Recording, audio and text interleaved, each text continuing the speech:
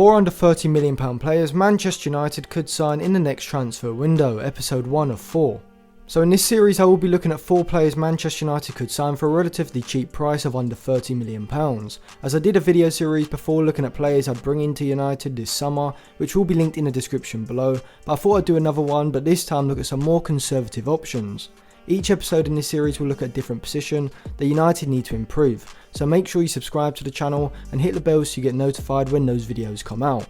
I'll also be doing a tactical analysis of the Manchester United Sheffield United game, so if that video has come out, it will be linked in the description below, so you can check that out after this video.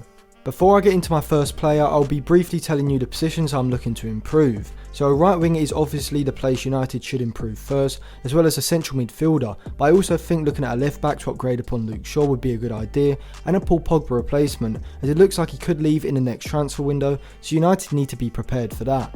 In this video I'll be looking at a left back, but what should United be looking for in a new signing in this position? Well, whilst Luke Shaw is a decent fullback who is very good positionally and in one-on-ones, he doesn't have the attacking output that a top level side like United need. This is why I think Shaw would be an excellent left-sided centre-back in a back three, as the offensive burden is lifted from him and he can essentially play as a defensive-minded fullback from this position. With Wan-Bissaka on the other side not being an exceptional offensive fullback, United's attack is severely hampered down the flanks, as unlike Liverpool, Chelsea and Manchester City, who have fullbacks on both sides that are offensive weapons, United don't have this, which does result in slow progression of the attack, as Solskjaer doesn't have a fullback who can motor forward with the ball down the flank and provide creative output around the box.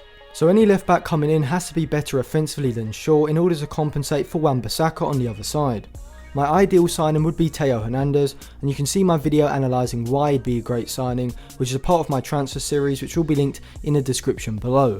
But if he wasn't available or couldn't be signed, United should target Pervis Estupinan, who is currently on loan at Osasuna from Watford. Estupinan is 22 and is midway through a 2-year loan with Osasuna, which ends in 2021. However, I think United could tempt both clubs with ending this deal early with a fee of around £25 million to sign the Colombian, which is possible as Osasuna would obviously be compensated for the deal ending early, and Watford would make a handsome profit on a player who hasn't even played a game for them yet.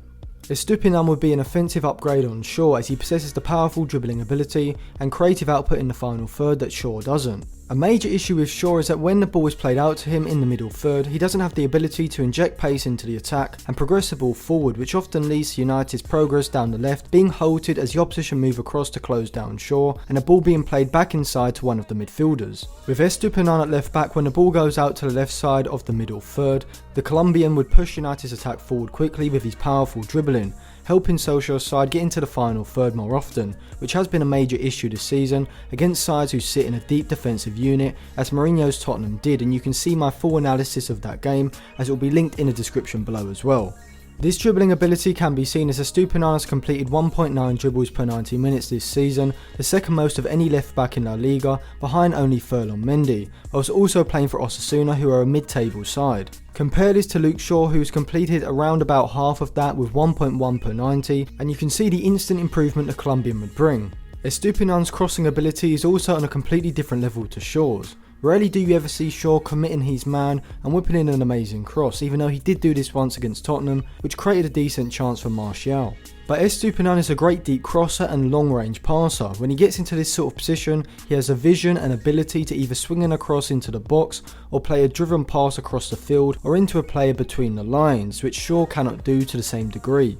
We can examine his chance creating ability when we look at his expected assist rate of 0.09 per 90, almost identical to Shaw's 0.10 per 90, despite playing for a significantly less offensively capable side. He has also completed 1.3 key passes per 90, the third most of any left back in La Liga, while Shaw has completed just 1.1 per 90, which is less than Aston Villa's Matthew Target. With Estupinan at left back, United would now have a player capable of finding the likes of Rashford and Bruno Fernandes in the half spaces, allowing United to firstly get these players on the ball more often in dangerous positions, and also make them less reliant on Paul Pogba to play these incisive passes if he is still at the club. Estupinan, while being one of the best young offensive fullbacks in Europe, is equally as good defensively. He's a front foot defender who likes to move out quickly to pressurise a wide player when they receive the ball, which would suit Solskjaer's high pressing style that he often likes to deploy. Looking at Estupinan statistically, and we can see that he completes more interceptions than any other left back in La Liga with 1.8 per 90, which is a lot more than Luke Shaw's 1.13 per 90 when adjusted for possession. He also puts in more tackles with 2.7 per 90, the third most of any left back in La Liga, whilst also having a higher tackle success rate than Luke Shaw with 54% to Shaw's 44%, showing that statistically Estupinan gets dribbled past less than United's current left back.